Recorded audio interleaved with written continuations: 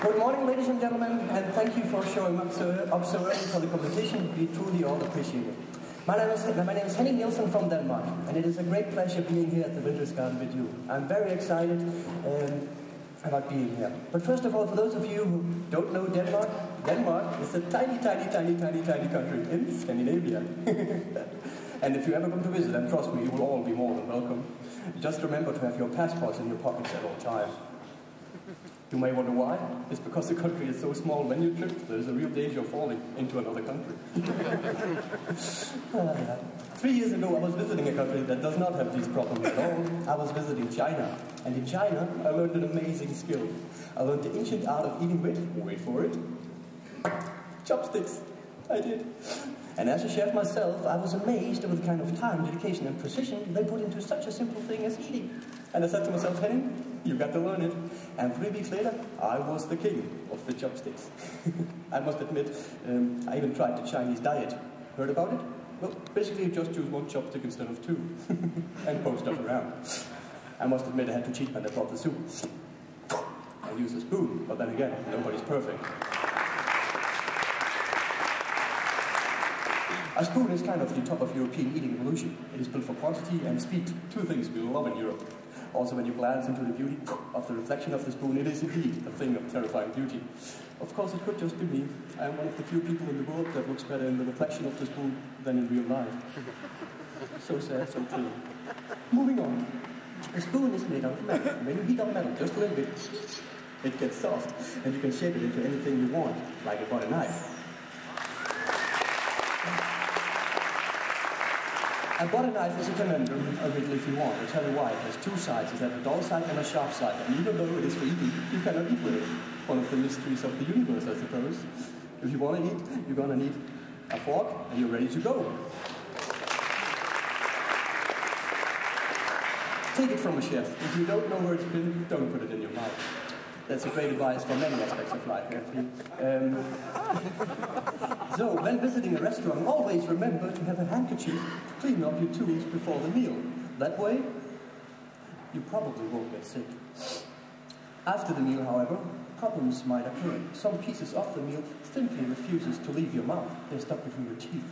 And when there are no toothpicks at the table, there are basically just 2 techniques to handle the problem. We all use them. Number 1, using the fork.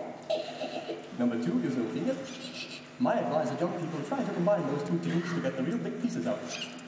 Ooh, salami. Not fresh though, not fresh. I sense some of the vegetarians are laughing because they don't think they have that problem. I'm like, yes you do. Vegetables get stuck too. I do realize I don't look like I eat vegetables. And you may think, Henning, how can you eat such a disgusting thing as a vegetable? And the answer is simple, my friend. Spices. I always carry around my personal private spice collection.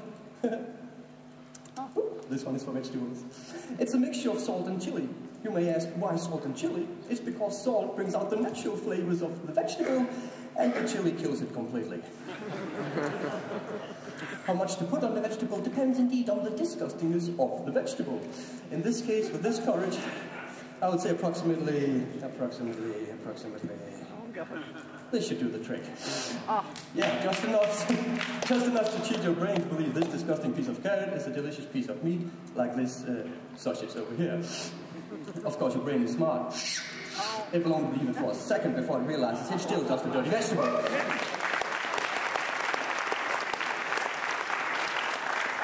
So let's just pretend this little thing never happened at all. How to eat vegetables? I recommend swallowing them. Don't chew them. That's disgusting. So just take the vegetable in your mouth like this.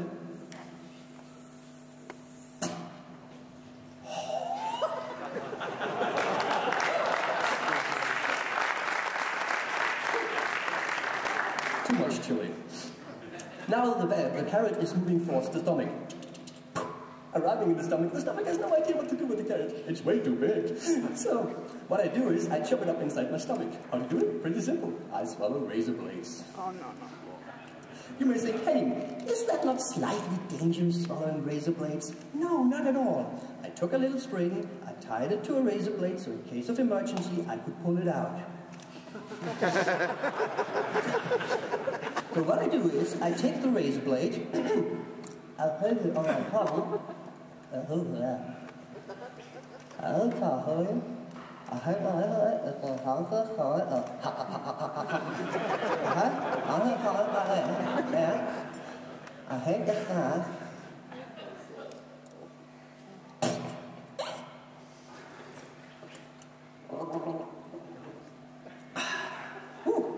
Now, I just wait till the razor blade's aroused in the stomach.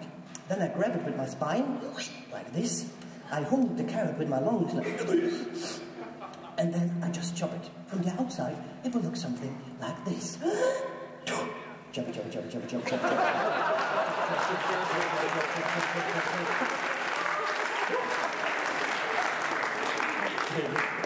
Now, the digestion process can start. Unfortunately for you, that means butane gas is produced. And unfortunately for the first row, it will search for the nearest exit. 1 second, I'll just locate the nearest exit.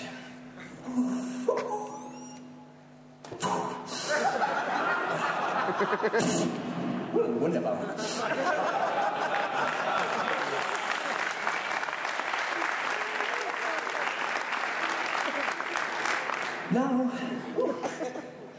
Now, I just bring back the razor blade with a BBD. Many people think, what's a BBD? It's a bringing back device. A unique tool I invented. Looks something like this. I just firmly press it over my mouth and bring back the razor blade. No harm done.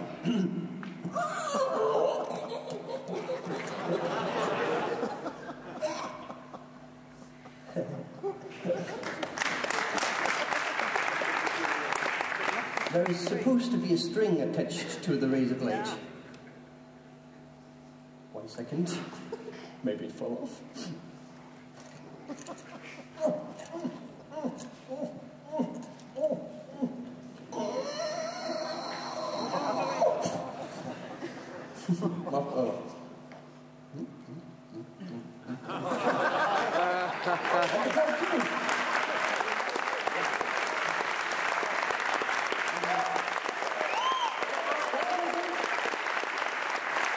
I learned from a friend of mine the true king of the chopsticks. His name is Mr. Miyagi. Bullseye. Thank you very much, ladies and gentlemen.